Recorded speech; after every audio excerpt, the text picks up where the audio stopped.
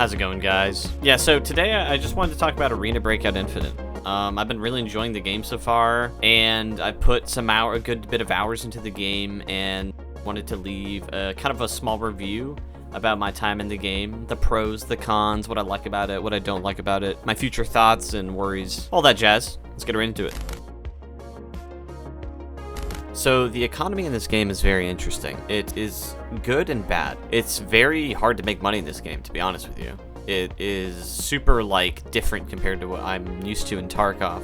And the gear in this game is very worthwhile. It's almost the best way to make money, is to take gear off of other players, like scopes, attachments, armor. If there's a high value helmet or armor, you need to take those out, because that's going to be your primary loot.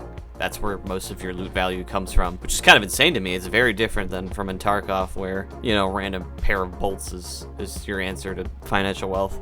I actually very much love that. I wish they continue to keep that in, because I love PvP, and I love that they make it worthwhile. My problem is it feels like if you don't get into PvP, it's kind of like a luck roulette, where if you don't get one of the yellow or orange items, or red items, whatever it is, then you don't get out with a lot of loot value. Because most of the time, you're just gonna get out with the gray items that aren't really worth much, barely any, unless you get a lot of good ones in a row, which even then, it's not gonna be that much to sustain a full kit. Like in Tarkov, you can kit out and you can do one really good raid and get out with a bunch of loot and value, and it can set you up for a couple raids after that. Loot wise, you just make a lot of money. But in this game, it kind of feels the opposite. I feel like if I have one bad raid, if I'm using a really good loadout and a lot of loot value kit and I lose it all, then it feels like it sets me back 3 raids of loot that I have to get back.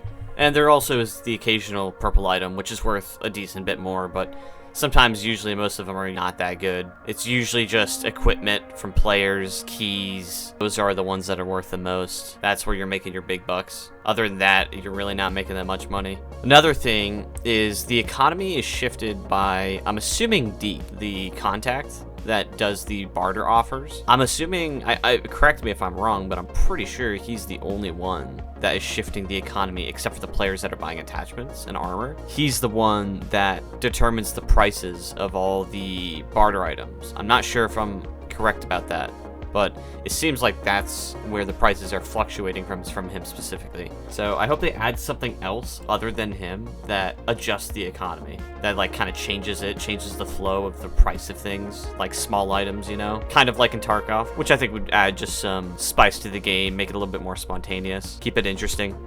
Another thing about the economy is the flea market. The flea market is really nice. I like it, just like in Tarkov, but this one's a bit different. You can only list 500 items on the flea market at a time. Well, after editing this video, it's 700 now. But the annoying thing is you can only make money, proper money, is on the flea market. If you try to sell to traders, your gray items, or even a lot of your purple items, you will make half, if not worse than half, the price of what you could sell them for on the flea market. Literally no money, just pennies compared to what you can make on the flea market. So you basically have to sell in the flea market if you want to make any money whatsoever. So I'm a little worried that they'll try to make some sort of subscription-based service to up the cap or something. I hope they don't do that. That would really suck. Though I will say they are very open on their Twitter, which is really nice. Very, very nice compared to a certain somebody we know that doesn't communicate unless he's pressured. But other than that, it's been very nice. They've been talking to content creators. They've been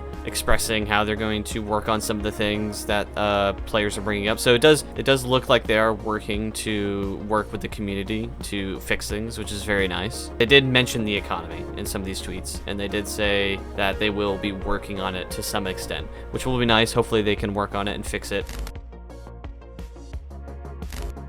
They kind of made a mistake on Twitter. They talked about solo duo. I think it was actually Stankarat that actually tweeted at them. I'll put it up on the screen here somewhere. And they said that they actually weren't going to add solo duo anytime soon, which is quite concerning, honestly, for a game like this, which I feel like this game definitely needs a solo duo for sure, especially when you're doing in lockdown mode. I've done it numerous times. I go in solo, and I'm basically constantly fighting 3-mans, duos, or 4-mans, and it's super hard to play against as a solo player, especially if like you don't have your friends on at the time. Really difficult. This will definitely hurt the longevity of the game. They need to focus on doing this, or at the very least, they need to add a different type of queue where when you queue up as a solo player, prioritizes putting you with other solo players, but there could still be sometimes duos or trios or quads, but not like all the time. That I could see that working. That's like an okay solution, but it's definitely not the best. I think ultimately they should just focus on doing just a straight up solo duo section. I think that would be optimal. Another problem with this game is the spawns. The spawns in this game are quite poor, especially on like farm.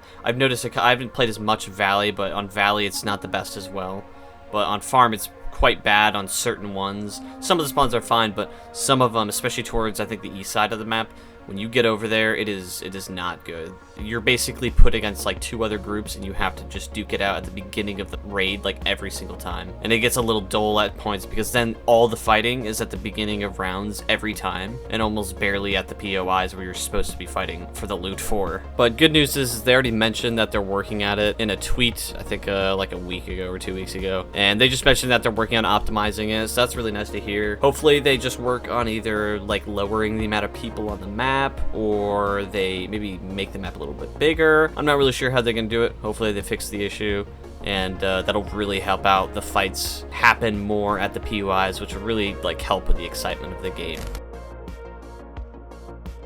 Another problem I have with the beta so far is the lighting, I guess you would call it. The game looks great, it looks amazing, and the lighting's pretty good for the most part, but there's a problem with fighting indoors versus outdoors. There's this weird like contrast thing they have going on, where when you're looking in from outside, like looking inside a building from outside, there's this like really bad contrast where it's almost pitch black in there and it's really hard to see. So if you're trying to fight somebody through a window, it's really hard. I've died so many times because I can't see them. And the same thing is almost outside. If you're looking outside, it's almost too bright sometimes.